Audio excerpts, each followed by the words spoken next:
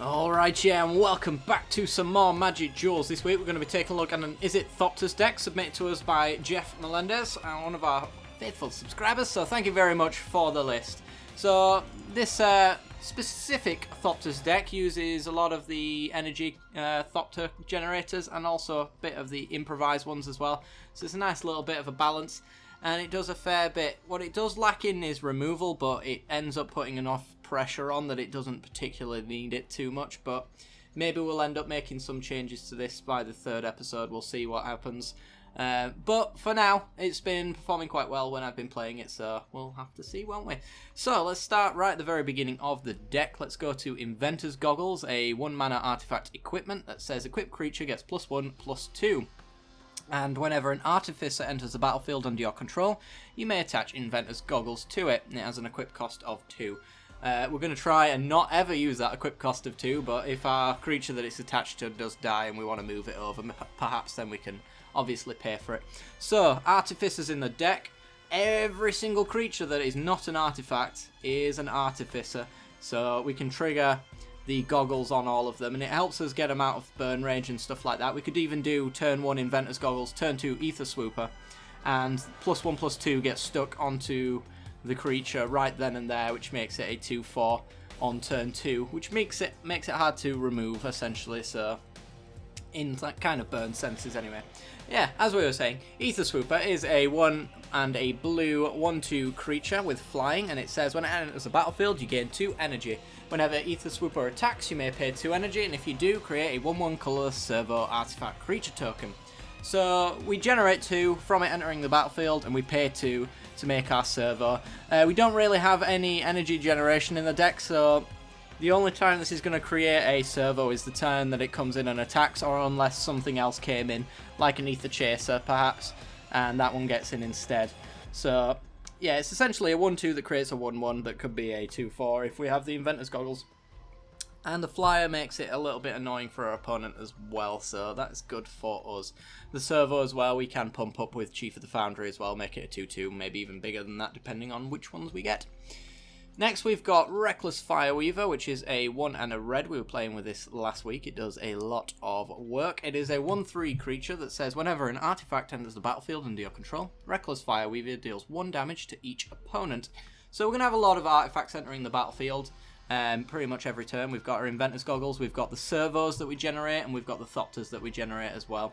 There's a nice little combo with the Thopter Spy Network as well, which means that on the upkeep, whenever a Thopter enters the battlefield, the Fireweaver deals 1 damage, so there is a way to constantly have this dealing damage, even if it's not attacking, which is pretty sweet. So we're running 4 copies of that, because it quite often gets a fair bit of work done, so it's pretty awesome. Next we have an Aether Chaser. It's a 1 and a red 2/1 with First Strike, and it says when it enters the battlefield it gets 2 energy, and when it attacks you may pay the 2 energy. If you do, create a 1/1 colour servo artifact token. It's the same as the Swooper except for on the ground, but it does have First Strike to help it push through damage as well. Being an Artificer as well, we can add the Inventor's Goggles to it as well to make it a 3/3 First Striker for the third turn to go in, which it likely means that it's going to go unblocked, which is awesome. Next we've got Thopter Engineer, so a 2 and a red 1/3 creature. When Thopter Engineer enters the battlefield, put a 1/1 colourless Thopter artifact creature token with flying onto the battlefield. So that's our Thopter generators. This is the time when we start generating some extreme value.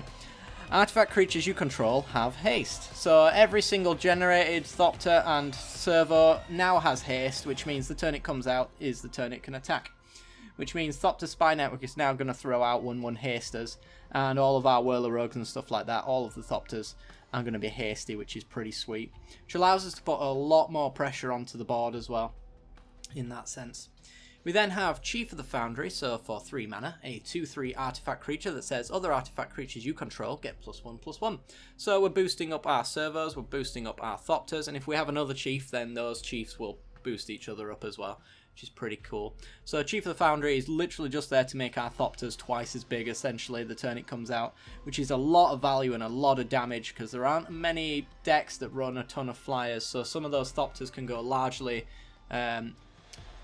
unblocked. So if you can double the amount of damage that you're pushing through, you can really end a game quite quickly with the Chief of the Foundry, which is awesome. We then have Artificer's Epiphany, one of our card draw spells in the deck. So for 2 and a blue, an instant speed draw spell. It says draw 2 cards, and if you control no artifacts, then discard a card. So it's very hard for Artificer's Epiphany to ever have to force us to discard a card, which is not ideal for us, obviously. So it's usually going to be a 3 mana instant draw 2 cards. As we can have Inventor's Goggles on the field as well, this is a little bit more difficult to get rid of than a Servo or a Thopter. So if our opponent goes for a board wipe, we still have artifacts in play to trigger our Artificer's Epiphany, and also to trigger our Thopter Spy Network as well, so we can keep that value going, which is why the goggles are so important in this deck, because it can literally work our way back out of a board wipe quite easily. We then have Metallic Rebuke, yet another way to kind of stop board wipes and any horrible shenanigans that they might have. So it says 2 and a blue, instant speed, it has Improvise, which means your artifacts can help cast this spell, and every single artifact that you tap pays for 1 mana of that card.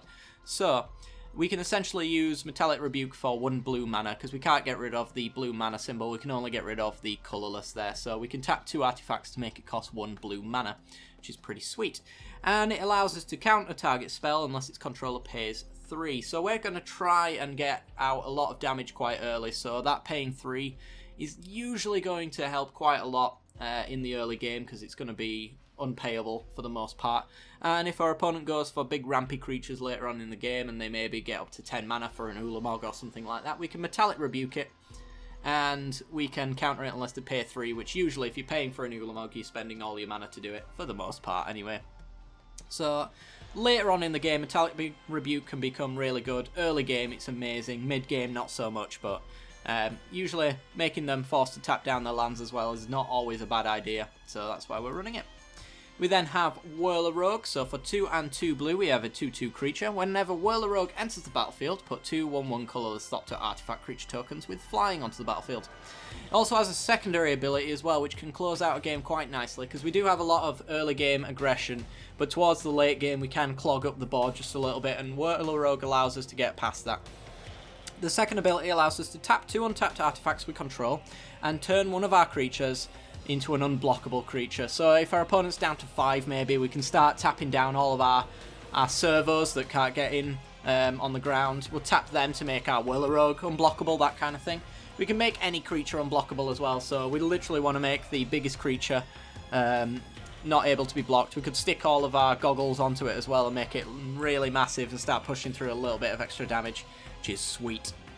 We then have Kieran Nala. This wasn't in the subscriber deck original version, but I thought, it's probably a good idea to add it in. It's also an Artificer as well, so it has the synergies with the deck, just the same as any other creature in here. The main reason that I'm adding it in is it's essentially a red version of Whirler Rogue. It is legendary, so you can't play more than one at a time, but it does have the secondary ability, which is really useful. Yet again, to close out in the late game, to pay 2 and a red, to sacrifice an artifact, and Kieran Nala deals 2 damage to target creature or player. So we essentially turn all of our servos and Thopters into shocks, which might be enough. So we could swing in with everything, sack the ones that get blocked, for example, and push through that extra little bit of damage, which might just be enough to close out the game. So that's why we're running them. We then have Thopter Spy Network. We've briefly touched upon this one. It is a 2 and 2 blue enchantment. It says at the beginning of your upkeep, if you control an artifact, put a 1/1 colourless Thopter artifact creature token with flying onto the battlefield. Then whenever one or more artifact creatures you control deals combat damage to a player, you get to draw a card. So it turns all of our combats into card draw, which gains us a lot of card advantage, which yet again through a board wipe is really good because it allows us to refill our hand. We can overextend to a certain extent, as long as we are redrawing our hand with Thopter Spy Network. So through a board wipe, usually Thopter Spy Network becomes less useful because it gets rid of all of our Thopters and therefore disengages it, but we do have our Inventor's Goggles, which are going to sit on the side and actually avoid board wipes as well. So even through a board wipe, Thopter Spy Network can still be doing a lot of work. Plus with a Thopter Engineer, if we give them haste as well, the Thopters it generates are going to be hasty coming out, and also calm down. Fireweaver is going to trigger every single turn if we've got one on the field as well. So every single Thopter is going to deal an extra damage just before it even gets out. We then have Maverick Thopterist, so that is a 3, a blue and a red creature, a 2/2. Sounds really horrible. However, it does have Improvise, which allows us to tap artifacts to pay for it. So it can come out as a 2/2 for 2, essentially. But it has an extra little bit of an ability there as well. When it enters the battlefield, we get to create 2 1/1 Thopters, colourless Thopters with flying onto the battlefield as well. So that's a 2/2 for 4 power, essentially, if you're in the ideal scenario. So those servos we generate at the beginning of the game are really useful for helping our improvised stuff and making the rest of our top end a lot cheaper, which is why we are running those servo guys, because it is really useful to have that servo early on, because it's essentially generating mana in that sense as well. So even if they don't get any kind of damage, we can use them to tap to our Whirler Rogues, sack to our Peering Kierans, and use on Improvise as well to make things cheaper. Finally, we've got Reverse Engineer. This is a 3 and 2 blue, 5 total convert in mana cost sorcery spell that says draw 3 cards. It is sorcery, which is less than ideal. However, we can use this as a 2 mana draw 3 cards with the Improvise. Yet again, we can tap our artifacts to make this cost 3 less. We have to still pay the 2 blue to do it, but 2 blue for a 3 card draw spell is still pretty awesome, so that is why we're running Reverse Engineer. That's essentially the deck. Let's move on to the mana base. We've got a pretty balanced mana base here in the early game, so we've gone for a balanced mana base as well, just in general. We've got 5 islands and 5 mountains. 2 Wandering Fumarole. Yet again, it works through a board wipe as well. It's our only tap lands in the deck, really, for the most part anyway, unless you're not drawing very well. Adds blue or red, but we can also pay 2, a blue and a red, and say until the end of the turn, Wandering Fumarole becomes a 1/4 blue and red elemental creature token with the ability to switch its power and toughness until the end of the turn. So we can swing in for 1, and then we can change it over when we're fairly confident it won't die, and make it a 4/1 and do a little bit of extra damage. It's there as a decent blocker in the ground, and it's also there as a decent attacker through a board wipe or something like that. So if they've done like Planar Outburst or something, and they're really low on life, we can just suit up the Wandering Fumarole and swing in for that extra little bit of damage, which is pretty sweet. We then have Sulphur Falls. Sulphur Falls enters the battlefield tapped unless you control an island or a mountain, and it has taps for blue and red. We have a lot of basics in the deck as well, so the only things that are going to stop it from flipping are Wandering Fumarole, Inventor Spheres, and all of the non-basics that we've got in the play. Speaking of Inventor Spheres, it is a legendary land that says at the beginning of your upkeep, if you control 3 or more artifacts, you gain 1 life. So that's very likely to be the case, to be honest. We're going to have a lot of servos and Thopters out, but through a board wipe, maybe not so much. It adds colourless mana to its mana pool, which is less than ideal, but for the uses that it has, it's pretty sweet. We can pay 4 and we can sacrifice the Inventor Sphere, and we can search our library for an artifact card, reveal it and put it into your hand and shuffle your library. You can only do this if you've got 3 or more artifacts. So what we want to find with Inventor Sphere is essentially the Chief of the Foundry. If we can sack a Chief and get down, sack the Inventor Sphere, sorry, and get down the Chief, then we can maybe finish off our opponent. So that land is essentially a tutor for a Artifact Lord, which is awesome. But until then, we gain a lot of life, which allows us to be a little bit more aggressive and use our life total as a better resource, so it's pretty cool. We then have Foundry of the Consoles, only running 2 of these because I don't want to run too many colourless lands. So it adds colourless mana to its mana pool, but it also has pay 5, sacrifice it, and put 2 1/1 Thopter artifact creature tokens with flying onto the battlefield. So yet again, through a board wipe, we can rebuild our board state quite quickly with a Foundry. If we've got Fire Weavers, that's an extra 2 damage just off of one of the lands as well. And if we've got a Chief, they're actually 2/2s. So there's a lot of value in a Foundry of the Consoles. So it's just a matter of when you choose to crack it. Next we have Aether Hub. Aether Hub is a 5 colour land in a sense. Enters the battlefield, you gain 1 energy. You get to pay a colourless mana to your mana pool, or you can pay an energy and add 1 mana of any colour to your mana pool. So this allows us in the early game to get down the cards that we want. It's another dual land that comes into play untapped essentially. And later down the line, if we don't need that energy, we can use it on our Aether Swoopers and things like that.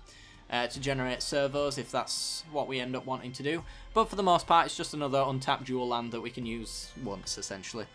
We then have 2 Evolving Wilds as well. We just want to make sure that we have whatever colours we want, because we have a lot of double blues and double reds, so it can be quite difficult to hit both of these on turn 4. So we're adding 2 Evolving Wilds just to make sure that that happens a little bit more consistently. Anyway, guys, that's going to do it for the deck. So if you did enjoy the content, then be sure to leave a like. It helps me out a great deal. Lets me know you're enjoying the series. Be sure to check out the matches, which should be out already. If they're not, then they should be out very shortly. Be sure to subscribe for some more Magic Duels and hit the little bell icon right next to it as well to be notified when I release new videos. Alright guys, hope you enjoyed, and I'll see you next time. Bye bye.